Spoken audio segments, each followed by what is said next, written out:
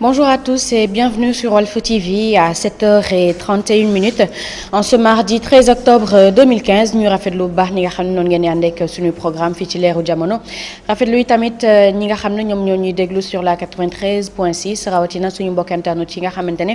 saay su ne dañuy suivre li nga xam ne moo di seen matinal number one via Facebook wala yi tamit walfnet.com nuyu leen gërëm leen mu doonaan mbégte ci ñun ñu janowaat ak yéen ngir yegg leen li nga xamante ne moom moo gën ci seen wàllu petit déj comme ni ñu koy defee saay su ne ngi ci ànd ak ki nga xamante ne moom mooy docteur Kër gi Mamika ànd ci ak Miss People Thioro Mbar Ndiaye waaye tamit mardi bu jot xam ngeen ni dañuy faral di ànd ak ki nga xamante ne moom mooy Maman Sa Ndour moom itam mi ngi ci plateau bi ak ganam ma bàyyi leen ak kàddu gi ñu nuyoo avant de revenir tout juste après ci li nga xamante ne moo jëm ci sommaire bi Mamika maa ngi lay nuyu. Voilà ma lay fay bu baax Zeyna di nuyu également les fidèles téléspectateurs de la radio télévision Walfadjri nu ñu koy defee rek saa su ne lu jëm ci wàllu petit déj di waxtaanee wér-gi-yaram gis ngeen nag démb début de semaine ñu daal di waxtaanee li nga xamante ni moom moo jëm ci prolactine te prolactine nag soo ko déggee bokk na ci jigéen yi nga xamante ne seen ween ni fu ñu toll dañuy daal di sotti meew moo xam bu ñu amul jëkkër moo xam bu ñu amul doom itam loolu yëpp dañ koy daal di jànkonteel te tey nag ñu fas yéene faram-fàcce ci nu mu gën a yaatoo lu jëm ci wàllu avancé feebar bi ndax mi ngi yokk wala yokkul ak keneen yi mel.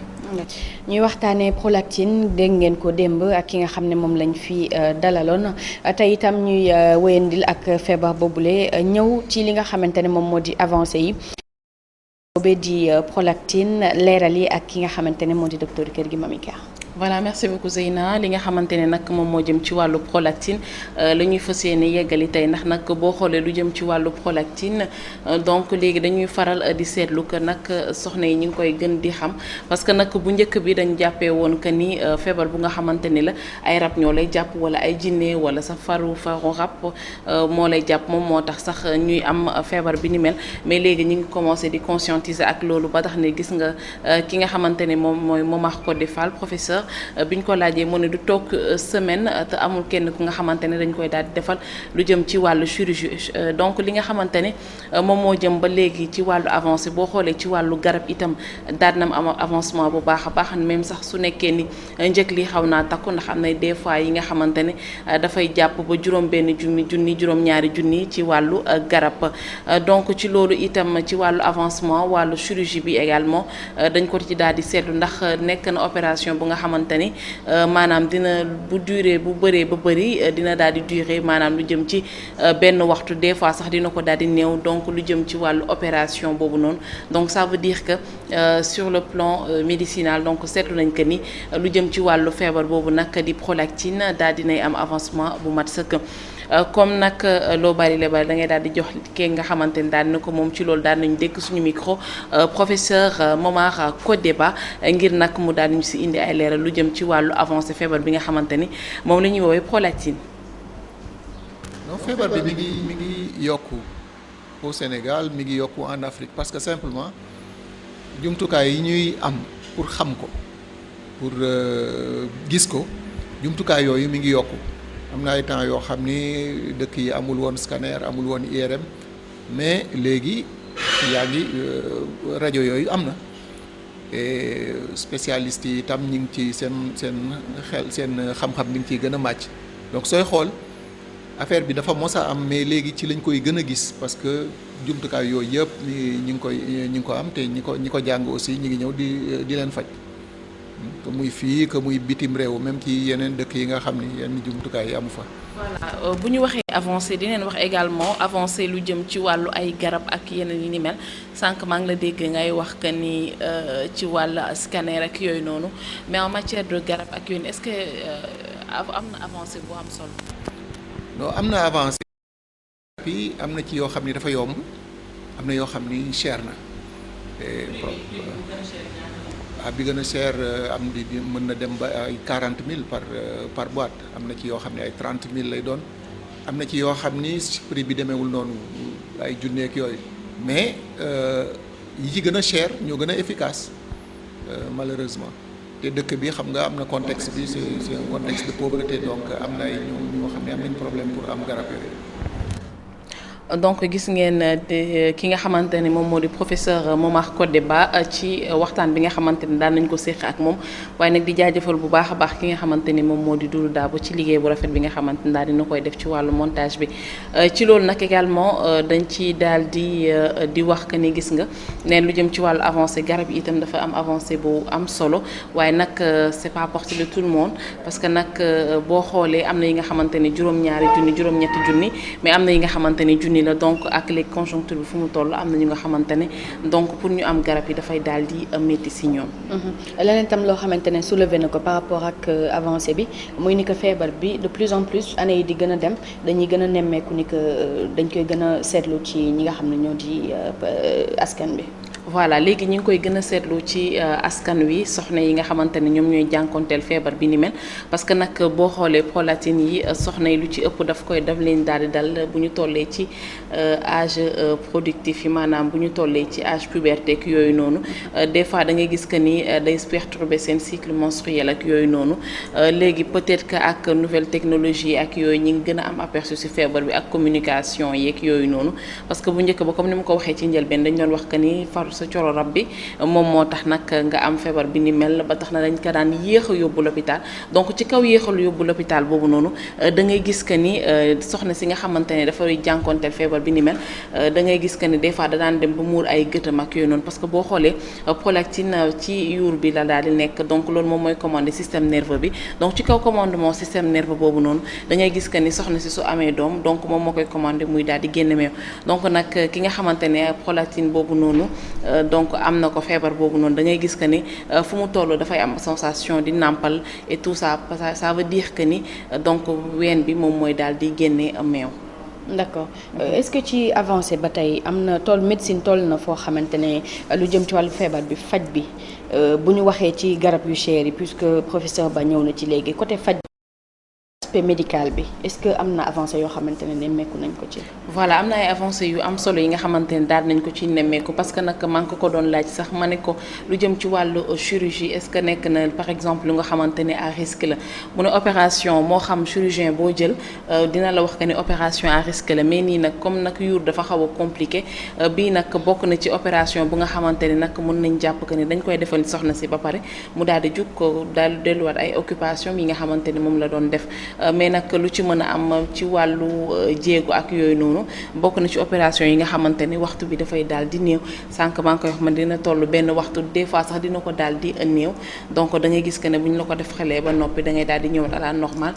di nga ci daal di jëlee ëmb ak yooyu noonu parce que boo xoolee sa règle bu perturbé rek après daf lay indil jafe-jafe ci wàllu jur ak yooyu noonu. temps bu muy def pour meew bi arrêté tam. voilà juste après opération bi da ngay gis que ne dafay daal di arrêté parce que après dañ lay daal di jox un traitement médicamenteux pour nag mu gën a dindi li nga xamante ne moom moo di meew buy sotteeku tout le temps parce que nag boo xoolee ci wàllu meew bi ni muy sotteekoo noonu da ngay gis que ni carrément que ni des fois dafay nekk un gêne pour la fille ado ki nga xamante ni am na feebar bi ni mel parce que foo toll sa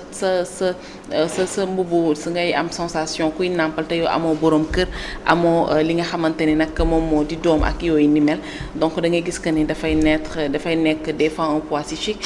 peut-être que fii nii sax lu jëm ci wàllu psychologique yooyu noonu da ngay gis que ni duñ ko daal di farataal bu baax a baax mais tey bu nekkee ay biti réew ak yooyu noonu dafay am accompagnement boobu noonu maanaam dafay am suivi boobu nga xamante ni psychologue bi tout le temps day nekk ak yow di waxtaan ak yow mais comme l'habitude de le dire même sa médecin traitant dafa war a nekk maanaam benn genre psychologue di waxtaan ak yow ci feebar parce que am na ñi nga xamante ne buñ ko amee dañuy foog ne bu ñu amee ci feebar boobu noonu seen borom kër des fois du leen comprendre mun na leen bàyyi ñu dem ñu takki ñaareel ak yooyu noonu wala mu abandonné leen sax donc yooyu noonu da ngay gis que ni daf leen indil yeneen jafe-jafe te loolu da ngay gis que ni stress bi su koy yokku dafay daal di retardé faj bi. Zeyna looy wax ci samay ree. non dama xam ne rek bu fekkee feebar boo jël moom bu ko jigéen amee nga xalaat sa jëkkër dina takki ñaareel moom dina xaw a dee. mais am na ñu nga xamante ne sa feebar day gën a yokk. xam nga am na tee ngaa ñaan yàlla faju wér rek ay waxi ñaareel moom wax dëgg yàlla. non xam nga lu tax accompagnement bu dafa am solo parce que des fois donc sa borom kër yaa ngi koy baroo ngir yee xam naa ni wax dëgg yàlla lu war a ñëw fi moo wér am wujj ñàkk wér am wujj coro kañ ngay bàyyi ci waxu ñaareel ak ñetteel coro ba da nga nar a wujje nga xamante ne moom la ñuy waxtaanee tey muy lu doy waar loo xamante ne dafay faral di dal ñenn ci ay jigéen yu toll ci benn âge bi ñuy gis ni seen ween day sotti ñu mel ni ñuy nàmpal te fekk ni ëmbuñu amuñu doom dara kiiwu ci ba muy dem sax ba indi yenn ci ay intervention chirurgicale. waaw maa ngi koy gërëm d'abord ci sujet bi parce que sujet yu pointu la bokk mooy feebar yu ñu dul wax lu bëri te aussi li muy wax yëpp maa ngi wax ne médecine en fait dafa am relation ak communication ba tax na lii day jàppale ñiy faj donc beneen mbir mi aussi bi ma amoon problème mooy bi li muy wax yëpp maa ngi jéem a xam feebar bi aussi lan la dafa mel ni loolu di génn ci ween yi conséquence su feebar la mais après j'ai compris que xëy na dafa am dysfonctionnement ci xel mi ak yooyu mais ba léegi peut-être que xëy na mën nañu gën a leeralal ci gëstu yi lan mooy feebar bi dëgg-dëgg c'est quoi parce que on a la maladie et peut-être et la conséquence de la maladie. Voilà, la maladie en tant que telle li ma ko waxee woon sànq si njëlbeen mooy que ni prolactine dafa bokk si nit donc ci yuur lay daal di nekk donc nu muy nekkee si yuur da ngay gis que ni soxna su amee doom ba pare moom moo koy daal di commandé soow bi di génn ba muy daal di nàmpal meew bi di génn muy nàmpal doomam mais nag bii nag su nekkee su amee benn dysfonctionnement da ngay gis que ni mooy comme système bi moom moo système nerveux bi moom mooy commandé prolactine boobu noonu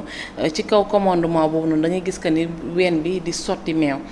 tout le temps bu amul jëkkër bu amul doom ak yooyu noonu yëpp te conséquences yi boo ko xoolee en matière de conséquences bëri na parce que xam nga lu bokk ci yuur des fois mun a dem ba indil la ay yenn crise yi mun a dem ba muur say gët ak yooyu noonu ba pare da ngay gis que ne day perturber carrément ce cycle menstruel maanaam boo waree gis mbaax tout kii chaque fin du mois da ngay gis que ni dafay am benn dysfonctionnement mun nga toog ay 4 mois ba 6 mois doog a gis mbaax te gis nga ni loolu bés boo amee borom kër nga bëgg wan lor dafa indi tamit beneen façon faju ba tax ne nag ci loolu itam bokk na ci wàllu complication yi nga xamante ne moom la ñuy jànkonteel ci feebar bi ni mel. D'accord yaakaar naa ni leer na Miss People. Est-ce que ça veut dire Mamika que ñi nga xamante ne dañuy traîner ak feebar bi amuñu wala moins de chance la ñu am que les autres femmes pour am li nga xamante ni moom moo di doom. non xanaa buñ ko defaree intervention chirurgicale ba pare da ngay gis que ni après dafay daal di revenir à la normale parce que nag bu tollee ba benn stade ñu gis que ni lu jëm ci wàllu maanaam lu muy gisee mbaax dafay am par exemple lu jëm ci wàllu dysfonctionnement ba tey maanaam mbaax bi ni mu koy gisee noonu muy gën di retardé da ngay gis que sa neurochirurgien bi des fois daf koy daal di affecté un gynécologue mu daal di xoolaat ndax amul problème hormone ndax yooyu noonu ak yeneen yi mel donc bu ko joxee ba mu am bu mu saytu ko xool ko da ngay gis que ni nag mu daal di xam que ni ndax am na ko wala amul problème hormone ndax mu daal di sa mën jëlee ëmb mais normalement bu ñu ko defee intervention chirurgicale da ngay gis que ni dafay mën a ëmb. Mantandu la ñuy àndal ci li nga xamante ne moo jëm ci rubrique savoir vivre savoir être nañ koy defee mardi bu jot tey muy ñëw ci loo xamante ne nag yaakaar naa ni mu collé ak actualité bi sax tax na ba askan wi fu ñu tourné dañ koy waxtaanee ndax koo ci gis mu ngi naan ab màkka bi ni mu demee est-ce que nganale war nañ koo def est-ce que sénégalais yi nga xam ne jot nañu rëcc ci li xewoon foofee ca Mina war nañu am esprit wu def li nga xamante ne moo di ganale ak lépp loo xam ne xewoon na foofee ci màkka bi côté organisation beeg yeneen ak yeneen ñu daal lay bàyyi rek nga daal dugg ci waxtaan bi ak sa gan. incha allah ni nga ko annoncé noonu sax danga ma fàttali sax ñi nga xamante ne dañuy dem màkka demaat chaque année ñi dem donc yooyu yëpp dinañ ci ñëwaat kon ndax dem màkk bi da nga ko war di def chaque année nga dem te am ñoo xamante ne ñi ngi xaar nga war leen mën a yóbbu loolu yëpp dinañ ci ñëwaat li nga xamante ne mooy ni nga ko waxee tout à l'heure ganale bi actuellement donc cas wu ren bi édition wu ren bi moom ganale bi dañu gis ne sax ministère de l'intérieur dafa daal di woon ay lépp luy ganale ci biir réew mi nekk Abdoulaye Daouda Diallo donc di ay mesures yoo xamante ne nguur gi jot na ko jël ci wàllu wi ndaxte màkk ren ji moom xam naa bokkul ci yi nga xam ne dinañ ko gaaw a fàtte ci bi ñuy door rek ci dem bi am na ñoo xamante ne dañu waroon dem ñu daal di leen bàyyi ci hangar bi donc ñooñu itam defoon nañ li nga xamante ni moo di occuper le devant de la scène ci bi nga xamante ne mooy bi ñu koy door grue ba daanu ci Arabie Saoudite itam bokk na ci yi nga xamante ne mooy fait marquant de ce Hajj 2015 li nga xamante ni itam moo di buuxante bousculade ya amoon ci Mina ñëw tegu ci wàllu wi daal di def li nga xamante ni mooy ñu bëri ñàkkee ci seen bakkan état réew yi ci bëri décrété ci ay deuil ak yooyu yëpp dinañ ci ñëwaat ci kanam léegi kii bi ngir door li nga xam ne moo di waxtaan bi Mouhamed Baro ma fàttali ne vous êtes coordonnateur du réseau des journalistes mooy taskatu xibaar yi yëngu ci wàllum diine. yaa yor kuréel boobule liñ koy dooree mooy d'abord Makka ni ñu koy jëlee fii Sénégal yow boo ko doon xool tàggatoo bi def ko xew volet social bi d'abord loolu ndax doo islam ak duñ la laaj ndax diine loolu la ci wax mais soo koy xool socialement ndax loolu yëpp jar na ko. waaw xam nga Makka moom dafa bëri ay dimension ci biiram. léegi nag effectivement ku ci nekk selon sa sensibilité ngay waxee mais Makka am na sax ñoo xam ne dimension économique bi par exemple dañuy faral di wax ne Arabie Saoudite da koy def pour am ci nangam ak alors que loolu yëpp déjà ci parce que c'est le 5e pilier de l'islam mooy hajj bi ça veut dire que islam ay pilier la am hajj bi mooy 5e pilier léegi nag munoo ne wax ne munoo ko tënk rek ci benn orientation ne aspect dimension religieuse kese la wala sax su ma neexee ma ne wala nga ne dimension dogmatique kese comme kuy nekk di julli wala kiy woor non Makka au-delà de l'aspect sacré. Il y a l'aspect commercial. L'aspect économique l'aspect social aspect culturel donc yooyu yëpp mu ngi ci ça veut dire que même alxuraan dafa prévoir koo xam ne dafay jóge fii dem Makka uniquement pour jaayi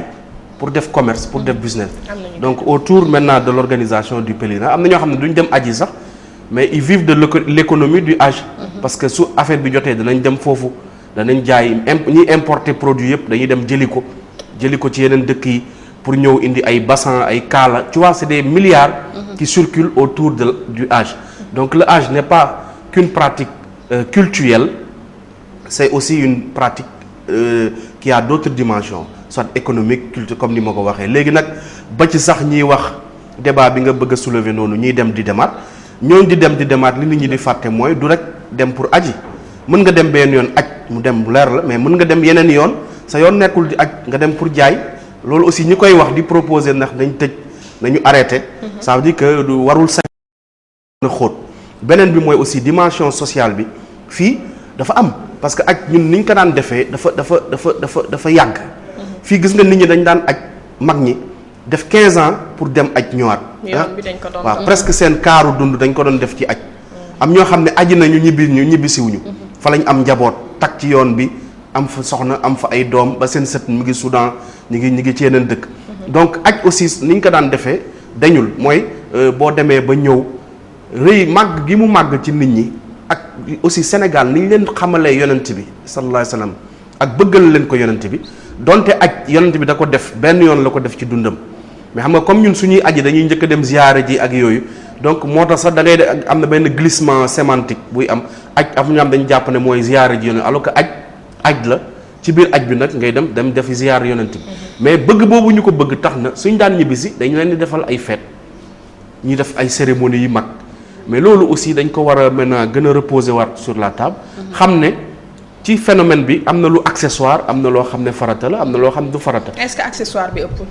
surtout ci contexte bi. mooy contexte bi yu nekk donc contexte morosité économique. contexte aussi difficile parce que aussi aj 5e pilier la mais yàlla dafa wax ne bu ngeen ko mënee. waxul parce que yeneen yi yëpp yeneen 4 piliers yi waxul bu ngeen ko mënee amul condition mais parce que julli même ku feebar tëdd mënoo jóg mën nga julli. même ba ci say bët sax su sa cër benn mënta yëngu mën nga julli ci say cër mais aj moom dañ ne soo ko mënee boobu ça veut dire que dafa am conditionnalité léegi nag il faut liggéey bi ci sensibilisation ak delluwaat aussi waxaat centralité aj dimension spirituelle am ak yépp mooy tax nit ñi mën ko reconsidérer waat li xew muy ganale yeeg yooyu ça va prendre du temps commencé na wàññeeku parce que am na ñoo xam ne léegi danañ aji ñëw léegi duñ def yooyu beneen bi aussi mooy yeneen xeet yi soo fa demee man daaw aji naa Makka mais yeneen xeet yi ñun li ñu taamoo def xam nga tey kenn xalaatul aj ba pare sa armal nga bàyyi ko Makka mais Sénégal dañuy indi dañ koy indi je veux dire xalaat sénégalais bi du ko def mais yeneen xeet yi suñu paree ci armal bi fa lañ koy sànni fa lañ koy bàyyi moo tax gis nga sa image boobu ñu doon wane peel yi di kii laa ñu naan ay nit la ak yooyu c'est pas des personnes mais ay produits yu mel noonu la ñuy jël carax yi ngay yor ak armal yi day bëri foofu ba ñoom dañuy ñëw di ko buub mais ñun fii dafa am beneen dimension buñ ci am da nga ciy bëgg a barkeelu am ñoom dañuy bëgg sax suñu faatoo ñu sàng leen ci feet yi dama wax ne ñëpp ci war a liggéey même gouvernement bi président Macky Sall ça a été vraiment extraordinaire le fait que mu décréter deuil national mais j'ai dit que deuil national bi ni mu waroon li ko waroon accompagner moo des. loolu dinañ ci ñëwaat ci kanam su ko defee ñu daal di wax ba léegi ci wàllum volet social bi ñi nga xam ne ñoom la ñu bàyyi woon ca hangar ba ñooñu boo demee def tàllal leen sa micro di leen laaj ñoom déjà dañ naan gàcce bi nga xamante ne mooy maanaam nga delluwaat sa kër ñu xam ne yow demoo Màkka nee neen gàcce boobu ñoom xejul ci ñoom mënuñ ko kii bien que ne leneen lu gën a doy waar ñëw na tegu suñ kaw ba actuellement waxatul ci lu ñu mel mais li nga xamante ni donc mooy tàggatoo bi booy dem tàggatoo ba ne yow doo delluwaat parce que say noon ak naan sama noon yi li ma tàggatoo xew ba ma def ba may tàggatoo loolu ëpp naa delluwaat yooyu yëpp est-ce que dañ ko ci war a boole loolu accessoire la waaw yooyu c'est-à-dire que tolluwaay la mais je crois que il faut qu'on prenne encore du temps à sensibiliser xam nga nit du jàpp ba pare di dem jàkka ji di tàggatoo bon peut-être que mën nga mën a julli ak aj màkk bokkul c'est vrai que lu neex la ci xol ngay dem aji ak yooyu mais war nañ ko gën a delloowaat ci dimension bi mu am aspect spiritualité bi mooy lan xam ne da ngay jaamu ji yàlla nit ñi dañ ko daan def sax li tàggatoo bi li ko daan waral bu njëkk mooy yëgle ko parce que da ngay dem ci voyage boo xam ne dafa amaan ay risques bul fàtte ne dañ daan aji par tous les moyens ñii ay seeni fas ñii giléem ñii après muy évoluer bateau ensuite avion et tout donc moo taxaan ñii indi mais bu dee tàggatoo bi effectivement dafa commencer jël ay relents yoo xam ne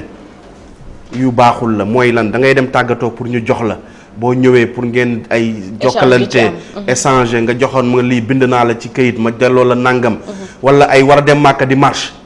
xam nga aji màkka ñu teg la ci situation bu jar nga génn ci tali bi bay manifester ça veut dire que mu mel ni dafa génn léegi dimension bi spirituelle bi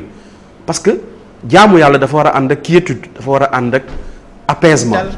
waaw dafa ànd ak dal woote c'est-à-dire non seulement woote la c'est vrai que y a eu beaucoup de manquements mais je veux dire ñiy dem aussi bul fàtte ne yëngu-yëngu yii am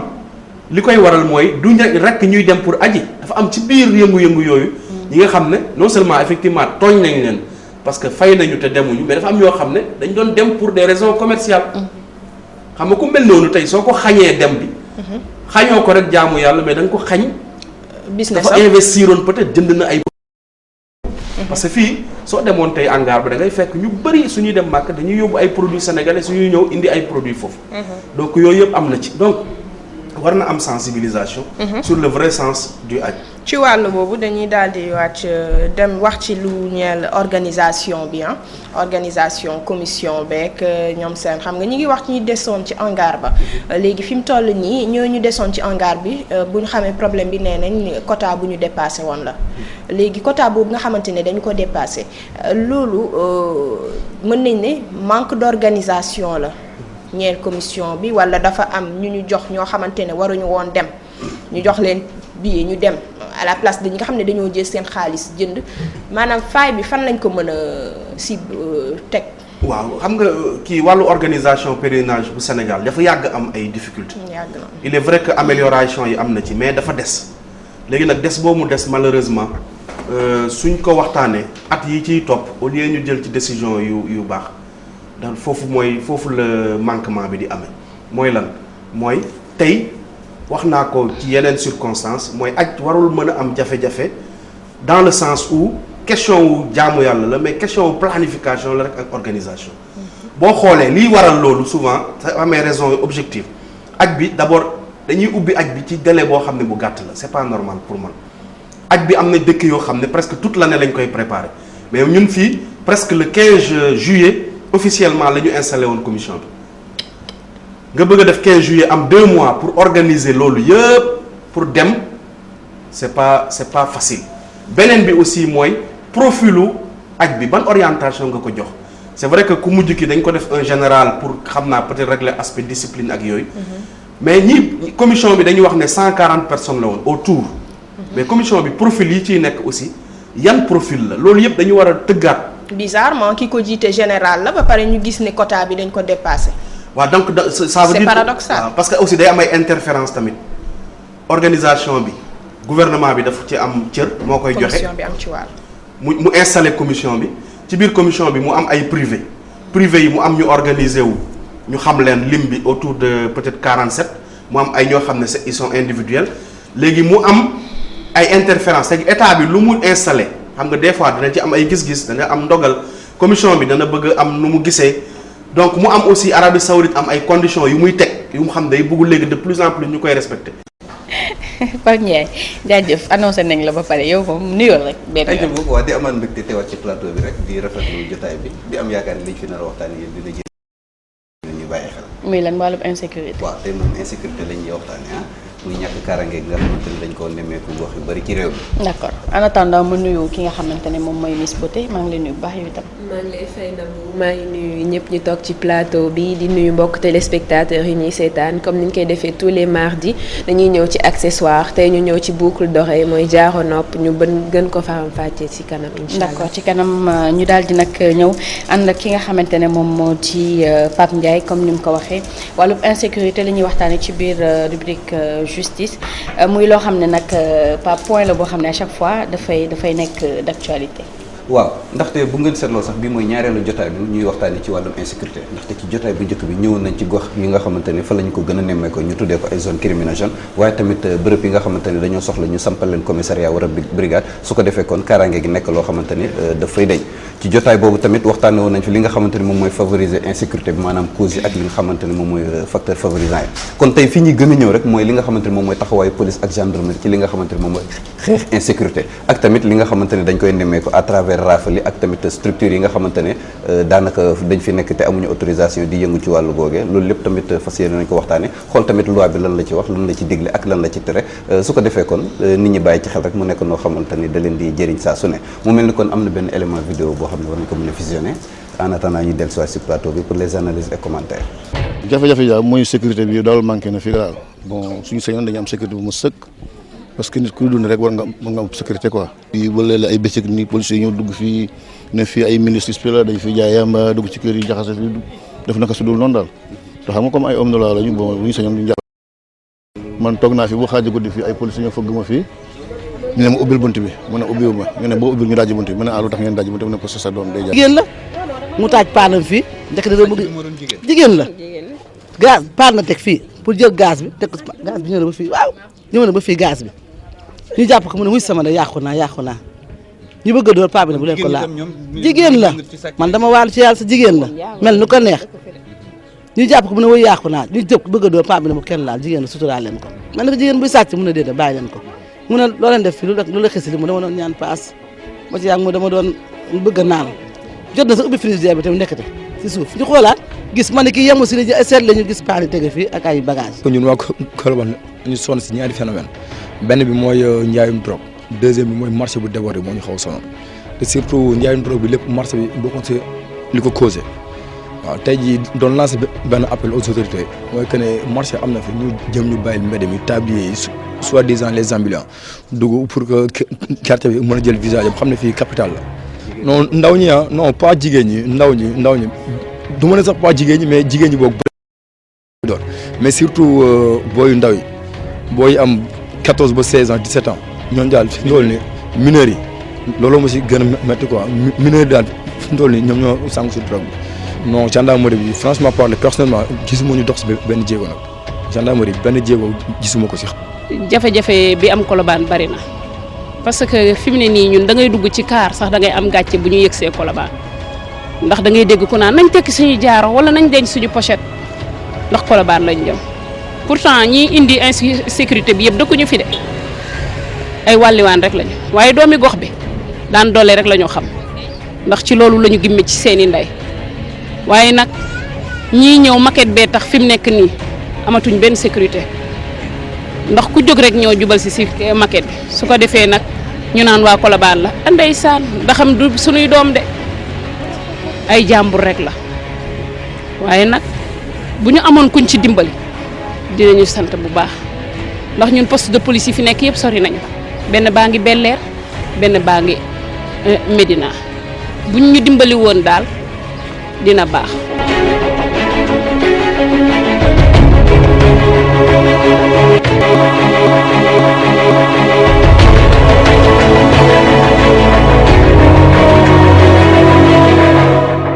suñ jafe-jafe daal ñaar la fi muy canal yi nga xamante ne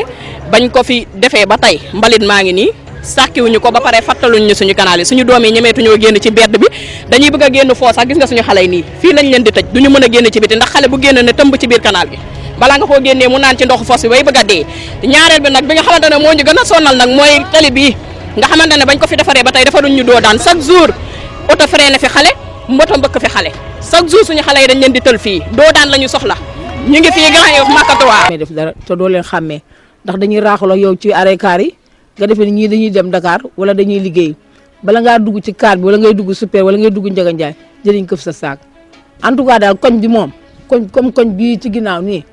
demoon nañ fi police bañ jël seen matuwaay bañ jox leen accord bu wóor ne leen sàcc bu ngeen fi jàpp wala agresseur bu ngeen jàpp na ngeen ko dóor bu ñu bëgg a dee ba yëf yi wàññikoon na mais ñu koy def doo leen xàmmee parce que da ngay génn doo xam kii agression kii woyu la wala kii bandi la doo ci xam dara bu ñu këf sa saak wala ñu këf sa bagage doo ko yëg sa doo ko tey yow doo ci xam dara nga ci dul xam.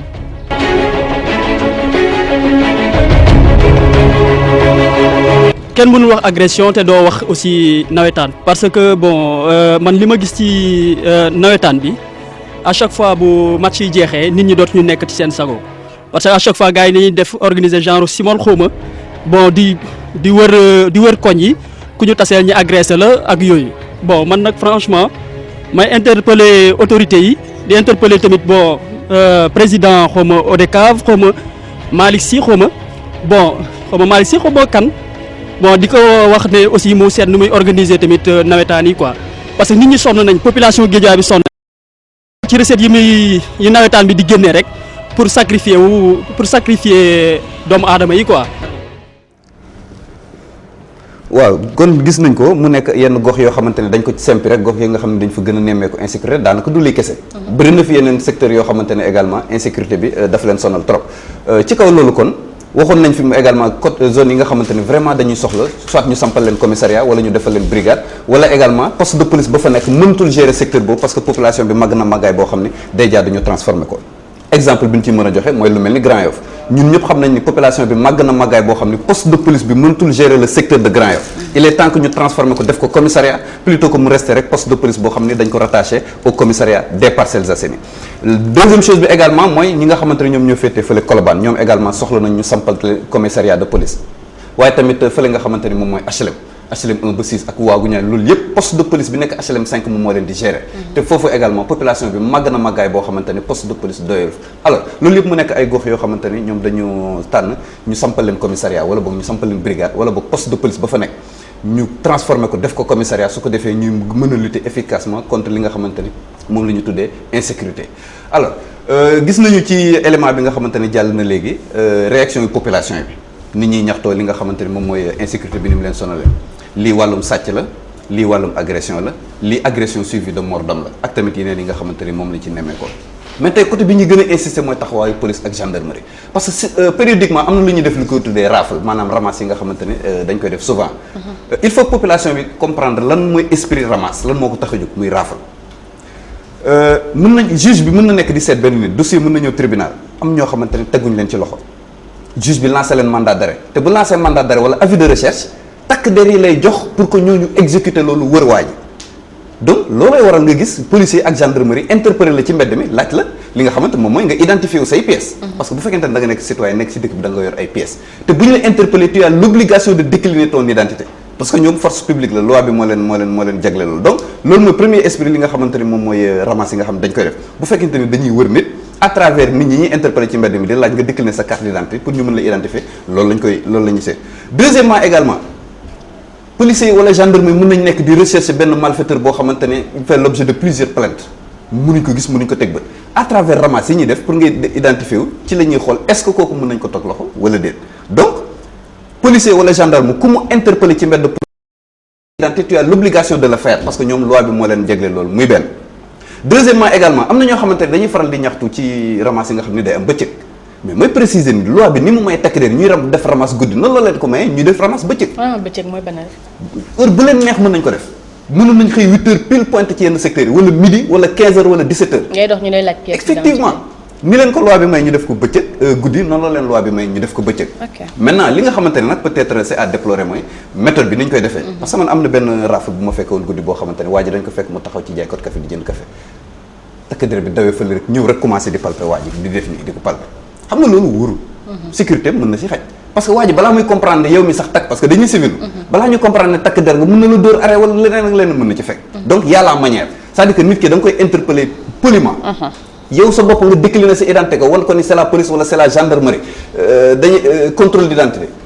wala sa opération de sécurisation nga décliner sa identité bu dee carte nationale d'identité nga yor nga wan ko ko. boo yorul carte nationale d'identité mën nga yor passeport parce que passeport identifiant la. nga wane sa passeport boo yorul passeport nga wane sa permis de conduire maintenant nag ñett yi nag bu fekkente ni benn def ci réer da ngay dem nga wuti. certificat est-ce que amul ñu koy bañ tamit permis de conduire boobu nga wax ak passeport bi est-ce que amul ñoo xam ne bu ñu ñëwee ci yow laaj la sa pièce d'identité nga joxe yooyu noonu est-ce que duñ ko kii. passeport identifiant la. bu ñuy ramasse boo yorul carte nationale d'identité. mën nga yor passeport di circuler parce que identifiant la mën nañu la ci identifier. boo yorul passeport nga yor sa permis de conduire maintenant nag ñett yooyu yëpp benn bu fekkee ne sa carte nationale d'identité dafa réer systématiquement da nga war a nga dem wuti certificat de perte boo xam ne da nga ciy taf sa photo certificat de perte day am photo. loolu lay waral bu ñu la interpeller nga mën a wane loolu parce que tamit dafa am lu fi nekk lu ñu tuddee vagabondage loi bi daf koy tere délit la maanaam ngay circuler amoo adresse dëkkoo fenn yoroo benn pièce boo xamante ne mën nañ la identifier donc loolu mooy li nga xamante ne moom moo ci am maintenant peut-être la manière également mën nañ ko déplorer parce que tamit dafa am noo xamante ne noonu la ko loi bi kiiwee beneen précision également boo xamante ne day jaral leeral parce que jotaay yi passé maa ngi doon wax mandat yi nga xamante ne am na cas yoo xamante ne il faut que les forces de sécurité disposent de mandat pour mën a interpeller lu mel li nga dem nit ki fi muy liggéey di ko jëli wala fi mu dëkk nga koy jëli il faut que tu disposes de mandat d'amener décerné par le juge si nga koy soog a def am na également heure yoo xamante ne loi bi daf ko réglementé amul benn takk der bu am droit teg tànkam kër jàmbur de 21h à 5h du matin mais yooyu may wax ne dafa am exception muy flagrant délit par exemple lu mel ni alkaati bi romb la ci mbedd mi ngay sàcc wala ngay agressé foofu soxla autorisation procureur daf lay arrêté systématiquement séance tenante bu fa nekkee ni day wuti autorisation procureur sàcc bi daf koy rëcc ba mu dem yoonam wala agresseur bi day dem donc loolu mooy li nga xamante ni moom moo ci rafle yooyu également loolu mooy li nga xamante ni moom moo ko waral. amul rafle yoo xam ne dañuy ñëw sans pour autant parce que damay faral di dégg ñu ne des fois du pièce d'identité rek la ñuy laaj nit ki am na heure boo xamante ne ni que nit yi mën nañ def descente ku ñu fekk ngay dox ci yenn zones yi mën nañ la yóbbu sans pour autant nga même bu fekkee ne joxe nga sa pièce d'identité est-ce que loolu c'est avéré. waaw xam nga parfois mën na bañ a nekk sax juge bi wër de recherche loo leen ay nit mais dans le cadre des opérations de sécurisation parce que police ak gendarmerie dañ leen fi teg pour ñu sàmm suñu kaaraange. donc c'est très normal ñuy patrouiller ay secteurs pour dénicher les malfaiteurs yu mettre leen à la disposition de la loi maintenant ñoom du ci mbedd mi rek ak ci koñ yi lañ koy def ni ñu koy defee ci koñ yi noonu lañ koy defee ci baar yi noonu lañ koy defee ci boîte yi noonu lañ koy defee ci restaurant yi parce que dafa am lu ko waral am na fi ay restaurant ay boîte ak ay baar yoo xam ne dañuy ubbi sans autorisation administrative te loi bi dafa ne yooyu balaa nga koy tijji da nga war a am autorisation administrative bu préfet wala bu gouverneur ça c'est un deuxièmement également am na ci ay bar ak ay restaurants yoo xam ne seen licence minuit la yem mais dañuy dem ba fajar loolu c'est un problème xam temps yi am na benn contrôle boo xamante ne ñu ngi ko ciy def te am na yu bëri yoo xamante ni tëj nañ leen ville lañ ko commencé di waaj ville tëj nañ fa bar ak restaurant yu bëri ba ci Liberté 6 bi am na yu bëri yoo xamante ni ci def secteur Almadies lañ jëm bëri na fa ay boîte ak ay restaurants yu siiw yooyu dégg ñii amuñu autorisation ñii seen licence d'exploitation minuit la yem mais dañuy dem ba 5 heures du matin c'est un problème parce que tamit ñu ngi wax ni dañuy xeex maanaam li nga xamante ne insécurité tëj yenn bar clandestin yi nekk ci koñ yi wala tere sachet sangara yu 100 francs yooyu nga xam ne dañ koy jaay mais boo leen ko xañee foofu mën nañ dem dans les boîtes mën nañ dem également feneen bërëb yoo xamante ne donc li ciy jaadu mooy licence d'exploitation dees koy respecté am na fi yu bëri yoo xamante ni tëj nañ leen mën nañ leen lim liste bi yëpp am nañ ko ñi nga xam ne yoruñu autorisation di exercer ba ñu tëj leen fii Liberté 6 ak Point E ak ville ak bëri na secteur yi te Almadies moo ci topp ñii tamit ay restaurant la yoo xamante ni am seen licence wala ay bar yoo xam seen licence d'exploitation minuit la yem mais dañuy dem ba fajar loolu c'est un problème loi bi daf koy tere parce que également dafa nekk loo xamante ne liñ ci gën a jublu rek mooy sàmm kaaraange ñi nga xam ne ñoom askan maintenant yow sa préoccupation mooy par exemple yeneen yi nga xamante ne pour répondre un peu à sa interrogation surtout ñi nga xamante ne dañ leen di fekk ci milieu yi jigéen ñi ñuy fekk ci milieu yi di leen ramas loolu dafa am lu ko waral li si jiitu mooy dafa am lu fi nekk di racolage te loi bi daf koy tere xam nga bii passé maa ngi leeral li nga xamante moom mooy position bi diine am ci jigéen bu génn ak loi bi position bi mu ci am bu dee diine moom xam nañu daf ko tere mais bu dee loi wu Sénégal daf ko autorisé mais daf ko encadré dafa ne rek boo koy def da nga war a am ay garanties yoo xam ne da nga koy def c'est-à-dire nga yor carte mën a ak nga di def ay visites périodiques et cetera mais loi bi day tere racolage mooy nga sol lu gàtt lu bon di taxawaalu ci mbedd yi di intercepter nit ñi policier ak gendarme kuñ ci jàpp dañ lay déférer dañ lay buñ ko jàpp da ngay am sérieux problème leneen li ñuy tere également mooy ivresse publique manifeste mën nga yor sa carte nationale d'identité ñu ñëw jël yóbbu la ivresse publique loi bi daf koy tere mooy nga mandi nekk ci mbedd mi di troubler dafa am c'est un délit. nu ko waykat bi di dafa am loi bu fi nekk. nu ko waykat bi di am solo. délit la. merci loi 94 15 du 4 janvier 1994. loi 94 15 du 4 janvier 1994 mooy loi bi nga xamante ni moom moo wax ci wàllum sàngara. dafa ne bu Pape Ndiaye waxal na yàlla. loi bi dafa ne. képp koo xamante ne naan nga sàngara man di nekk ci mbedd mi jeexu buñ la jàppee dañ lay arrêté. di la saaga nag. bu fekkente ne dañ la njëkk a jàpp mën nañ la teg amende bu yegg ba ci 6 000 francs buñ la jàppee une deuxième fois ñu yëkkati amende bi ba 20 000 francs buñ la jàppee une troisième fois tëjub kaso mën na la ci fekk jusqu'à 1 mois. 1 mois tuuti na ko. ah loolu gëli bu toll loolu waykat ba nee na naan màndee ca gën daal. waaye boo màndee demal tëri bul yàqal ñi naanagul. bu dee jullit nga daal charia lim ci wax moom dafa leer nañ naan sàngara dafa araam ci jullit bu dee loi bi tamit loi bi moom lim ci wax leer na loi bi daf araamul ko mais loi Sénégal interdit bu la fekkee ci yenn waaw parce que yenn milieux yi ivresse publique mën nañ ko koo tuddee nga toog par exemple ci benn resto rek nit man di fekk la fa di la bëgg rey ak ay wax ak ay coow est-ce que loolu mën nañ ko tudd ivresse publique benn kaaw boppam ah non dafa laajte daal kaala di la saaga di la toroxal ak non saaga déli la saaga déli la li ma Seynabou Ndiaye dangaa ñaaw bul ma ko waxati neexuma moo waxaat la ko wax nga ma ko démb te kat démb daf ma ko wax te démb fii la ma toog naan man la vilaine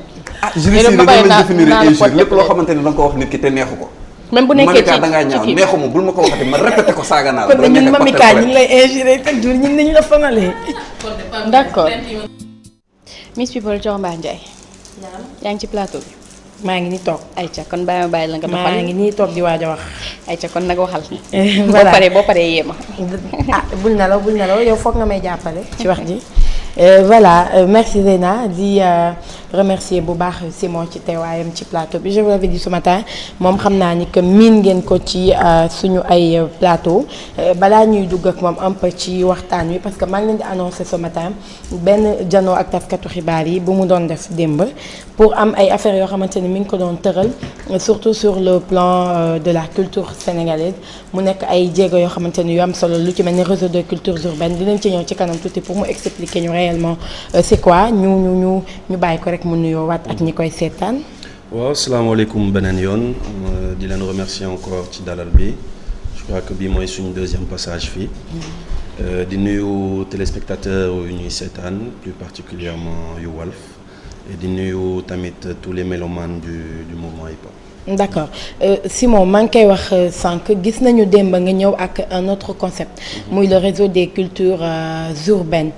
lan nga bëgg wax ci loolu noonu ak lan moo wundu concept bu bees ba nga xamante ne indiwaat nga ko mu nekk un pas en avant lu jëm ci wàllu culture et puis bu ñu defee ay gëstu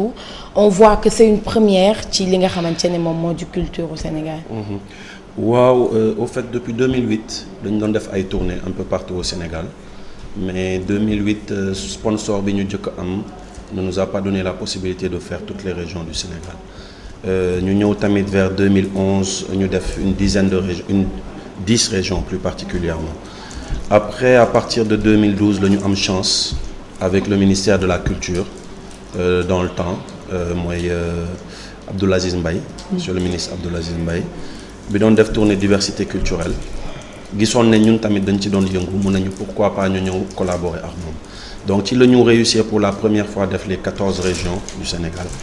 bu ñu defee toutes les régions fu ñu dem dañ fa installer ay coordination hip-hop bi da doon dispersé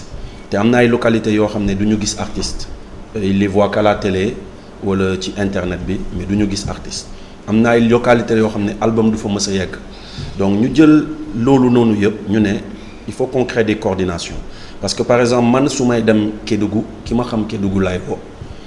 Matador buy dem wala Awadi buy dem wala Malal buy dem wala Nit Dof buy dem ñoom tamit ku ñu xam la ñuy woo donc on s'est dit pourquoi pas créer ay coordination hip-hop bi am ay porte d'entrée donc saa ñu demee benn région on appelle tous les acteurs du mouvement hip-hop dajale leen ne leen choisir leen kenn koo xam ne doy na leen créer na coow yu bëri am na yoo xam ne jàppante nañ ci am na ñoo xam ne voilà ils ont amené plein de problèmes mais à chaque fois ils tombent d'accord suñu tànnul une personne ils vont choisir 3 personnes pour coordonner donc noonu la ñu def en 2012 on a créé un peu toutes ces coordinations dans chaque région donc hip-hop bi amoon na bunt maintenant il fallait aller à la recherche de financement pour équiper coordination yooyu ñu am bureau am local am seeni ay jumtukaay on a cherché pendant 3 ans c'était très difficile donc récemment bi ministère de la jeunesse di def tournée vacances citoyennes la ñu woo pour ñu organiser ay concerts ñu ne monsieur le ministre Mame Mbaye Niang qu'on salue au passage ñu ne ko chaque année on fait des concerts artistes yi dañuy ñëw yéeg ñu fay la sa cachet nga dem tëddi hôtel ñibbiwaat ma ne ko c'est pas intéressant il y a des coordinations yoo xam ne on les a créées pourquoi pas jël xaalis boobu au lieu ñuy louer ay matériel di fay ay artistes cachés ñu jël xaalis boobu jënd du matériel bureautique et qu'on équipe ces bureaux nga xam ne après ñun bu ñu demee on leur laisse quelque chose qui leur permet de travailler donc noonu la ñu def on a équipé toutes les 13 régions région bu nekk jox nañ leen 2 ordinateurs imprimante multifonction jox leen de quoi un budget aussi pour ñu payer internet pendant 6 mois pour qu'on puisse travailler en réseau donc ci le terme boobu ñëw ñu ne on va travailler en réseau. mais loolu hip hop rek la ñuy liggéeyal. waaw culture urbaine pour l'instant parce que il faut dire que ne xam nga ci culture bi on est un peu délaissé tamit donc il fallait une certaine organisation donc il n'y a pas eu que les ministères bon je veux pas faire de la pub mais on a travaillé avec certaines boîtes de télécom on a travaillé avec une banque de la place on a travaillé aussi avec suma juumul direction de la prévention donc on a travaillé aussi avec des boîtes particulières ak yenn ñoo xam ne ils ont participé depuis 2011 à l'élaboration de ce projet mais pour l'instant c'est culture urbaine il faut que ñu organiser wu parce qu'on parle de CMU couverture médicale universelle maladie universelle mais le hip-hop n'y est pas personne ne nous appelle dans certaines rencontres on n'est pas associé donc si ñun à un certain moment. mais yéen am ngeen ministère de tutelle muy ministère de la culture bi nga xamante ni je pense que li muy defal peintre bi di ko defal mbalaxmaan bi di ko defal ku mu mën a doon ci wàllu culture hip hop bi ci la bokk est-ce que en fait da ngeen a teg réseau bi parce que da ngeen gisul seen bopp ci ministère de la culture. c'est pas que gisuñu suñu bopp wax nga ko léegi les cinéastes ils ont un fonds de 1 milliard le cinéma a un fonds de 1 milliard. pour ñoom seen projet tey les artistes plasticiens pareil ñu ngi regroupé wu di waaj a am seen fonds le hip-hop n'a pas de fonds et pourtant wax ma lan la yeneen branche de la culture def lu hip-hop deful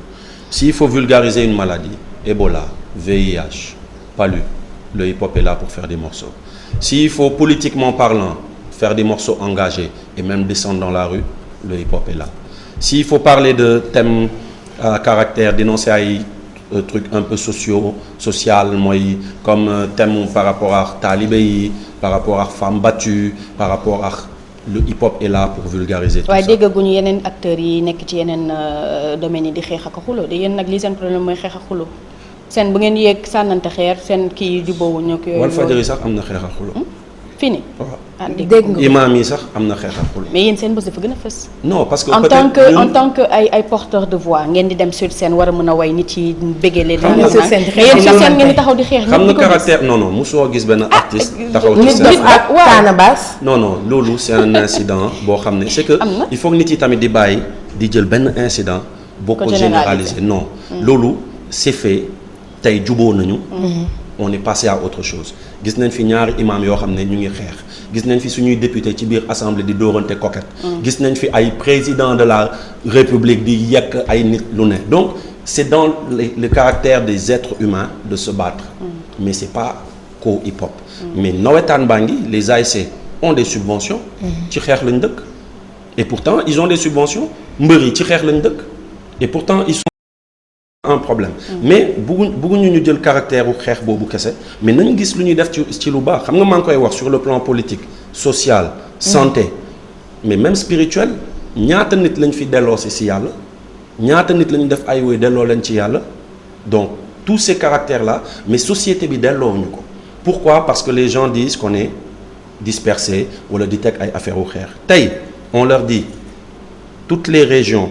ont des coordinations il y a un réseau qui est établi structure yu nekk fii Dakar Africulture urbaine Kaay Fecc Doxantem Squad bu Docteur ñoom Grand Awadi ñun suñu boss Malal Jéggi Raay Buzz Lab bu Canabas wala kii bu Nit Dof Guns Out toutes ces structures ont décidé d'appuyer ce réseau-là de participer donc à ce réseau bi du Simon mais c'est en fait sa moroomu artistes yëpp ànd nañu ak yow ci concept bi nii. maanaam ñi structuré. képp ku structuré woo nañ la téléphone ñoom xumaan tous les ñi structuré ñu xam leen ñuy def ay actions on les a appelés pour dire tey on a mis un réseau pas pour diriger le hip-hop. pas pour non mais benn plateforme boo xam ne par exemple da ngay dem ci ay régions ñu ne du ñu gis album. tey ku ñu indil album le réseau on te le dispatche ci 13 régions yëpp plus Dakar yenn structures yi donc tey le problème d'album du yegg si fii du yegg si fii c'est réglé le problème de marque de streetwear du yegg si fii c'est réglé on le dispatche tey on veut créer 13 festivals et am au moins benn calendrier culturel hip-hop janvier ñu ne Ziguinchor ay février ñu ne Sédhiou Kolda yéen daal da ngeen a defaru fi mu nekk nii. exactement parce que man tey dama gelé samay activité da ngeen a màgg léegi de. bu ñu màggee du tey benn maturité bi non maturité bu mel nii moom gëj na ci hip hop. xam nga Thioro peut-être Sénégal c'est des artistes hip-hopeurs sénégalais ngay gis ñuy dem à la Maison Blanche wala di dem au Canada ay sommets yu mel ni Civicus ay ñoom Grand Keyti ay yeneen di def ay discours. évidemment ñeneen ñi peut-être ils ont l'argent nous on l'a pas mais quand on parle au moins on est écouté. Il y a nit yi dinañu xam ne les gens ils ont fait des études ils sont organisés man j'ai ma structure depuis 2007 tey Kaay Fecc ils existent depuis plus de 10 ans Matador depuis plus de 10 ans Awadi kenn waxul ay affaire Bois Sacré les gens sont là ils payent des taxes ils payent des impôts. D'accord. saa yi ñu organiser concert fay BSDA dem etc mais xaalis boobu du ñëwaat ci ñun donc ñun ñi tey ñuy fay on s'est donné la main teg ay réseau fas yéene former ay nit en management culturel community management écriture de projet jox gaay ku nekk ay matuwaay pour ñu ñëw dem song culture bi jël li ñu moom et ça va faire très mal parce que ils ont divisé pour mieux régner mais tey mbalax bi ngeen bëgg a rey yéen a ngeen a bëgg a rey mbalax mi fi mu nekk mbalax ils sont organisés hein mbalax est organisé Youssou Ndour Prince Art ils sont organisés il y a suñu grand Papis Konaté qui a ses papiers qui organise. d'accord lu tax may laaj da ngay fay téléphone bi sax. jégalu fayal naa ko de. lii tax di ngeen yéex a am ay subventions. mi ngi nii li may wax. non c'est que téléphone bi warul fay looloo tax. d'accord donc le réseau des cultures urbaines ni mu ko expliqué Zeyna dégg ngeen jéego yi nga xamante ni ñoom bëgg nañ ko def jëmale ko ci wàllu hip hop wàlli koppar. Est-ce que am na ñu nekk ci ginnaaw du pouce en fait en dehors de bu ma nee partenaires yi le privé machin dégg nañ ni yéen lu ngeen def rek dañ leen koo dee yéen def leen dara ci Mali Foro am na ñu ne ci suuf di pomper koppar yi muy ñëw moo tax ngeen di teg yi bëgg ñoo teg xel tontul. donc maanaam ça veut dire on n'est pas intelligent quoi. waxuma loolu de. waxuma loolu mais daa am na ay bëy yoo xam ne newuñu sax ci réew mi dégg naa. suñu on a mis en place 99 Records bu am studio machine de duplication lépp depuis 2007 on l'a fait avec nos propres moyens ak sama benn cousin bu nekk Suisse maa ngi koy nuyu au passage bi nga xam ne moom rek moo ci jàpp mais man Makoura Diop Aziz Gueye ñoo ko teg kenn deewuñu dara Matador il a pris Africulture urbaine tuurukaayu mbalit la ñu ne leen centre bi daal fii lañ leen jox boo leen bëggee ngeen jël ñu ñëw ils ont retroussé les manches tonni mbalit bi tey c'est devenu un lieu incontournable du hip-hop africain maanaam dañuy former ay Suisse ay Canadiens ay nit di jógee fu nekk Afrique di ñëw di former te tuurukaayu mbalit la kenn deewu leen ko. Le hip-hop a toujours été entrepreneur ñi ma lay wax démb boo ñëwoon conférence de presse on a donné la parole à 8 régions ñi nga xam ne am nañu ay home studio produire nañu ay album loolu lépp dëgg la mais xaalis yi fu ngeen ko jëlee bàyyi ma ñëw c'est que c'est important de dire que ne hip hop bi dafa mës a entrepreneur xaarul kenn day def lu muy def parce que quand même on est allé à l'université jàng nañu ñii ils ont fait des études supérieures tey on a la casquette de rappeur mais diplôme yu gars yi am moom la ñu am te am na ñoo xam ne ñu ngi dajaax ñoom ci mbedd mi ñun bu ñu doon jàng suñu leen won woon du ñu am examen donc on n'était pas nul à l'école les gens me regardent à la télé xam nañ li ñuy wax et boo jëlee rappeurs yu bëri nag je peux citer une palette on a des rappeurs aujourd'hui professeurs qui sont juristes ñii qui sont avocats ñii qui travaillent dans des banques ça existe mais cet aspect-là duñ ko wane mukk xam nga lan la ñuy wane Simon mbaj na diw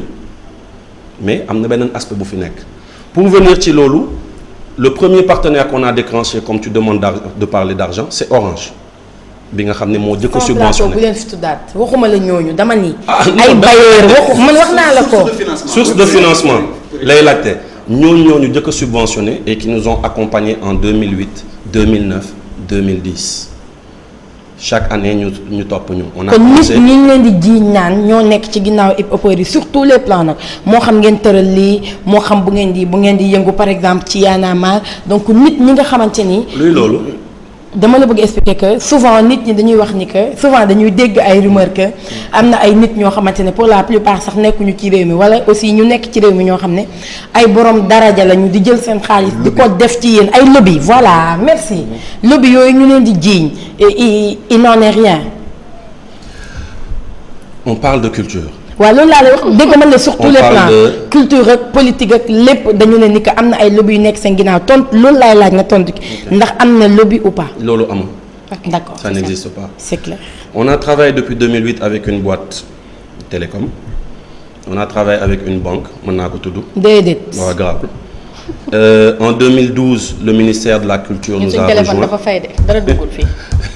le ministère de la culture nous a rejoint. tey équipement yi région yi am c'est grâce au ministère de la jeunesse à travers Vacances citoyennes. D'accord. C'est-à-dire li may wax ni nit yi dañoo am ay preuves quoi. On a travaillé avec d'autres ay boissons. D'accord. Avec tu vois parce que hip hop tamit quoi qu'on dise vecteur duñu ay walaakaano. Même su fekkee ne nit yi dañu ko bëgg a approprier. On fait des tournées on a fait le tour du monde quasiment Asie rek laa demul man personnellement mais. quasiment dëkk yëpp dem nañ fa jouer ay festival animer ay conférences def ay échanges culturels man ak sama ay morom. moom kay yow kay yéen kay da ngeen am xaalis léegi il faut que nit yi comprendre loolu tamit maintenant tey li ñuy teg nii xam nga mooy lan mooy juste ñëw wax suñu dirigeants yi tey hip hop bi décidé na joxante loxo les structures peut-être pas tout le monde. da ngeen leen di clin d'œil daal pour ñu jox leen xaalis. non du clin d'œil du pour ñu jox ñu xaalis ñu jël lu ñu moom. Thioro man l'année dernière j'ai payé 15 millions de TVA man kese 15 millions de TVA c'est vérifiable les papiers sont là damay am quitus fiscal damay fay impôt gis nga sa